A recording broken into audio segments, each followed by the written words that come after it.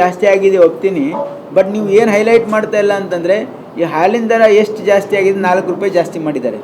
ಆ 4 ರೂಪಾಯಿನೂ ಕೂಡ ಯಾರಿಗೆ ಹೋಗ್ತಾ ಇದೆ? KMFಗೆ ಹೋಗ್ತಾ ಇಲ್ಲ, ರೈತರಿಗೆ ಹೋಗ್ತಾ ಇದೆ. ದಯವಿಟ್ಟು ಅದನ್ನು ಹೈಲೈಟ್ ಮಾಡಿ.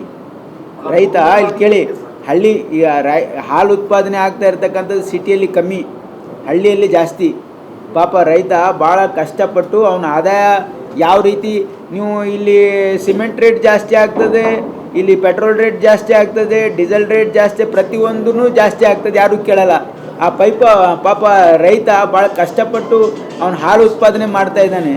ಅವ್ನು ಎಷ್ಟು ಕಷ್ಟದಲ್ಲಿದ್ದಾನೆ. Public should also appreciate. You see, ಎಲ್ಲಿಂದ ಬರ್ತಾ ಇದೆ ಹಾಲು ರೈತನಿಂದ ಬರ್ತಾ ಇದೆ. ಆ ರೈತನಿಗೆ ಸಸ್ಟೇನ್ ಆಗ್ತಾ ಇಲ್ಲ. ಇದು ಪಾಪ ಅವನು ಎಷ್ಟು ವರ್ಷದಿಂದ ರೈತರು ಹೇಳ್ತಾ ಇದ್ದಾರೆ. ಆಮೇಲೆ ನೀವು ನೋಡಿ, ಬೇರೆ ಬೇರೆ ರಾಜ್ಯಗಳಲ್ಲಿ ಹಾಲಿನ ದರ ಹೋಲಿಸಿ. ಗುಜರಾತಲ್ಲಿ ಏನಿದೆ, ಮಹಾರಾಷ್ಟ್ರದಲ್ಲಿ ಏನಿದೆ, ರಾಜಸ್ಥಾನದಲ್ಲಿ ಏನಿದೆ, ಎಲ್ಲಕ್ಕಿಂತ ಕಡಿಮೆ ಕರ್ನಾಟಕದಲ್ಲಿದೆ. ಮತ್ತು ಕರ್ನಾಟಕ ಸರ್ಕಾರ ಇದು ಒಂದು ಭಾಳ ಕಾನ್ಷಿಯಸ್ ಡಿಸಿಷನ್ ತೊಗೊಂಡಿದೆ. ಇದು KMFಗೆ ದುಡ್ಡು ಹೋಗಲ್ಲ, ಯಾವುದು ಸೊಸೈಟಿಗೆ ದುಡ್ಡು ಹೋಗಲ್ಲ. ಇದು 4 ರೂಪಾಯಿ ಏನು ಜಾಸ್ತಿ ಆಗಿದೆ, ಸಂಪೂರ್ಣವಾಗಿ ರೈತರಿಗೆ ಹೋಗಬೇಕು ಅಂತ ಇದೆ. ಯಾಕಂದರೆ ನಮ್ಮ ಹಾಲಿನ ಉತ್ಪಾದನೆ, ಒಂದು ವೇಳೆ ಹಾಲಿನ ಇನ್ಸೆಂಟಿವ್ ಉತ್ಪಾದನೆಗೆ ರೈತರಿಗೆ ಸರಿಯಾಗಿ ಸಿಕ್ಕಿಲ್ಲ ಅಂದರೆ ಹಾಲು ಉತ್ಪಾದನೆ ಕಮ್ಮಿ ಆಗುತ್ತೆ ಮತ್ತು ಅದ್ರ ಬೇರೆ ಬೇರೆ ಪರಿಣಾಮಗಳಾಗುತ್ತೆ. So it is only balancing out.